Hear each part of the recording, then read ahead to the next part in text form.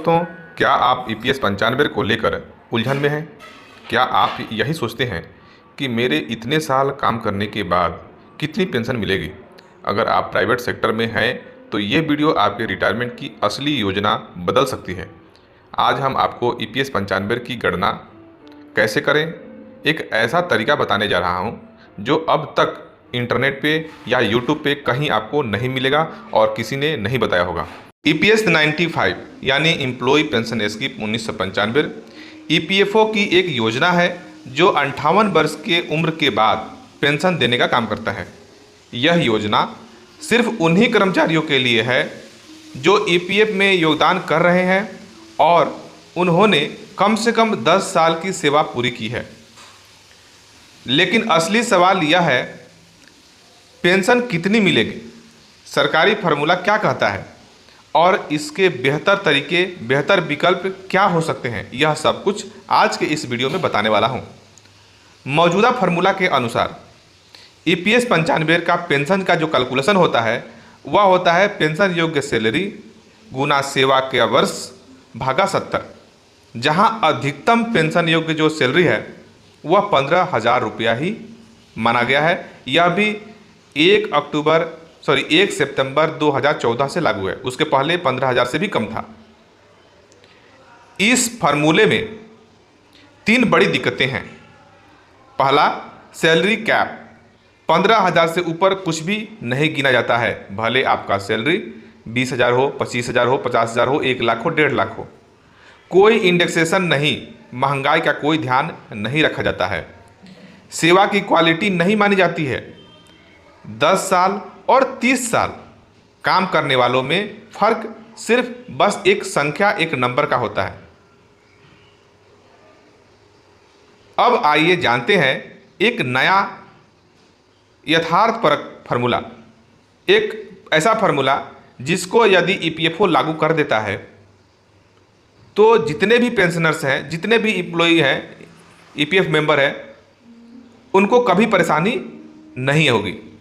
अगर मैं जो फार्मूला बता रहा हूं, अगर यह फार्मूला लागू हो जाता है तो जितने भी पेंशनर्स हैं उनको किसी भी प्रकार की महंगाई और किसी भी प्रकार का दिक्कत उनके पेंशन में या बुढ़ापे में उनको नहीं आएगी।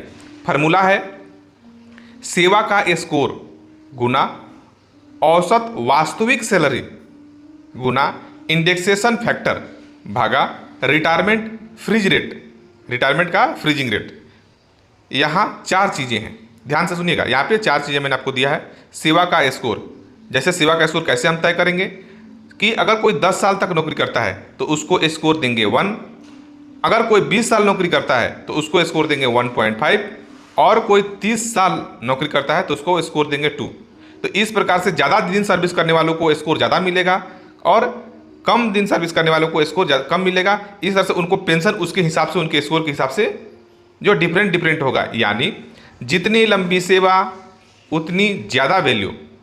औसत वार्षिक सैलरी जो है पिछले 5 साल की औसत बेसिक प्लस डीए, कोई 15,000 की सीमा नहीं है। इंडेक्सेशन फैक्टर क्या है कि 1.2 से लेकर 1.6 तक महंगाई और सेक्टर के हिसाब से। जैसे इंडेक्सेशन फैक्टर को कैसे हम डिसाइड करेंगे, कोई आईटी सेक्टर में काम कर रहा है कि बैंकिंग सेक्टर में काम कर रहा है कि फार्मा सेक्टर में काम कर रहा है इत्यादि, ये जो है 1.2 से लेकर 1.6 तक इसको फैक्टर को सेट कर देंगे। अब नेक्स्ट आता है रिटायरमेंट फ्रीजिंग रेट, RFR। हम जानते हैं 100 जो एक अस्थाई डिवाइजर है, आपकी पेंशन को स्थिर रूप देने के लिए बहुत काम आता है। उदाहरण के लिए मैं जो ऊपर आपको जितने भी जो टर्म्स बताया उसको उदाहरण के द्वारा हम समझते हैं। सेवा 25 साल तो उसको स्कोर देंगे, क्या देंगे, स्कोर 1.8 और औसत सैलरी 30,000 है और इंडेक्सेशन जो है, इंडेक्सेशन 1.4 है। तो अब हम इसको फार्मूले जो मैंने फार्मूला बताया था उस फार्मूला पर जब इसको हम कैलकुलेशन करेंगे तो इस प्रकार से आपका बनता है कैलकुलेशन। 1.8 जिसको कहते हैं स्कोर, 30,000 आपका एक्चुअल औसत सैलरी हो गया, गुना आपका 1.4 जो है इंडेक्सेशन फैक्टर हो गया और भागा कर देंगे 100 से। तो आपको अगर पुराने फार्मूला से निकालते तो कितना अमाउंट बनता, 750 रुपया। लेकिन नए फार्मूला से यहाँ पे 756 रुपया के बजाय 7,560 रुपया बनेगा आपका पेंशन। यानी कि इस फार्मूले को हम एक्सेल में भी आप देख सकते हैं, मैं आपको एक्सेल में भी दिखा रहा हूँ। एक्सेल में आप कैलकुलेशन करके अपना कंप्यूटर पे देख सकते हैं। सेवा के वर्ष, औसत बेसिक सैलरी, आपका सेक्टर, और यह जो भी आपका एक्सेल में जो फार्मूला दे रहा हूँ, एक वीडियो के डिस्क्रिप्शन में भी लोड कर दूंगा। आप इसको डाउनलोड करके आप अपना सेक्टर, अपना सेवा का वर्ष और अपना औसत बेसिक सैलरी डालकर आप अपना कैलकुलेशन कर सकते हैं। यह टूल्स आपका खुद ब खुद पेंशन अमाउंट कैलकुलेट करके दे देगा। जितना हो सके लंबे समय तक योगदान करें। ईपीएफओ को हायर सैलरी डिक्लेरेशन के लिए भी योगदान दे सकते हैं, हायर पेंशन के लिए भी आप डिक्लेरेशन दे सकते हैं। फॉर्म 10D की सही और समय पर फाइलिंग करें। एक बात मैं आपको और बता देना चाहता हूं, जो आपको अभी तक पता नहीं होगा। यदि आपने 10 साल कंपनी में सेवा दिया है, पेंशन में 10 साल का सर्विस पूरा कर लिया है और आपका 58 वर्ष उम्र भी हो गया है, फिर भी आपको पेंशन नहीं मिलेगा यदि आपने एक गलती किया होगा। तो गलती यह है, यदि आप किसी कंपनी को ज्वाइनिंग करते वक्त आपका उम्र 40 वर्ष से ज़्यादा हो और उससे पहले आप किसी कंपनी में कभी काम नहीं किए हों। ध्यान से सुनिए, यदि आप किसी कंपनी को ज्वाइन कर रहे हैं, ज्वाइनिंग के वक्त आपका उम्र 40 वर्ष से ज़्यादा है और इस 40 वर्ष से पहले आप कभी भी किसी कंपनी में काम नहीं किए हों या किए हों तो वैसे कंपनी में काम किए हों जहां पे पेंशन या ईपीएफ, आपका पीएफ का पैसा नहीं कटता हो, आपका पेंशन में फंड जमा नहीं होता हो, आप पीएफ के दायरे में नहीं हो, तो भी कैलकुलेट नहीं होगा। तो ऐसे कंडीशन में आपका पेंशन, मंथली पेंशन आपको नहीं मिलेगा। जो भी आपका पीएफ कटेगा, पेंशन कटेगा, वो फाइनल सेटलमेंट आपको मिल जाएगा। लेकिन वह भी फाइनल सेटलमेंट लेने के लिए आपको पीएफ ऑफिस में दौड़ लगाना पड़ेगा, ऑनलाइन नहीं होने वाला है।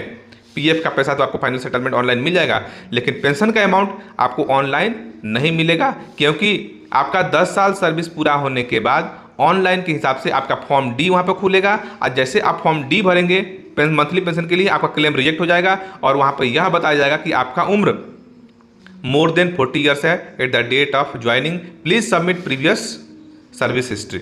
ऐसा करके आपका क्लेम रिजेक्ट हो जाएगा। तो इस चीज़ को आपको बिल्कुल ध्यान रखना है। अपने एचआर से बात कर अपने सैलरी का बैकअप में बेसिक और डीए की सही रिपोर्टिंग हमेशा सुनिश्चित करके रखें। ईपीएस 95 पेंशन योजना का कोर्स जो है समझना और उसका लाभ उठाना बहुत जरूरी है, खासकर तब जब आप प्राइवेट सेक्टर में नौकरी में हैं और कोई सरकारी पेंशन नहीं आपको मिल रहा है। हमारा जो नया फार्मूला, जो मैंने आपको नया फार्मूला बताया था, यह सिर्फ कैलकुलेशन के लिए है, बल्कि आपके भविष्य की सुरक्षा के लिए भी है। और अगर आपको यह वीडियो पसंद आया हो तो प्लीज़ इसे ज़्यादा से ज़्यादा शेयर करें और अपने दोस्तों के बीच, अपने सहकर्मियों के बीच और अपने एचआर के टीम के साथ भी इसे शेयर करें, लाइक करें, सब्सक्राइब करें और कमेंट में बताएं कि आपकी ईपीएस पेंशन कितनी बन रही है। जो मैंने नया वाला फार्मूला बताया है उस फार्मूला से कैलकुलेशन करके देखिए और इस वीडियो के कमेंट में लिखिए कि आपका पेंशन कितना बन रहा है।